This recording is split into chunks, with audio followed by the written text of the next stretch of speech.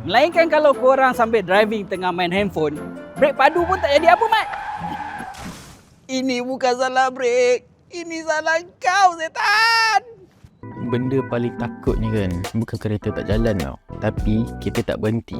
Sebab tu brake system ni penting. So antara petanda brake system korang dah kong, tekan brake makin dalam, steering rasa gegar masa brake, ada bunyi bergesek yang nyaring, kereta macam susah nak berhenti.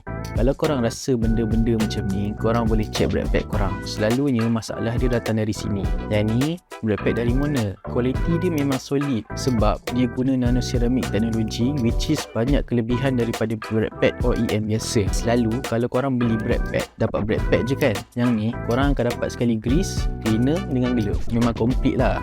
Jadi brake pad ni memang susah untuk korang guna daily use. Tapi jangan korang try buat racing track pula ya.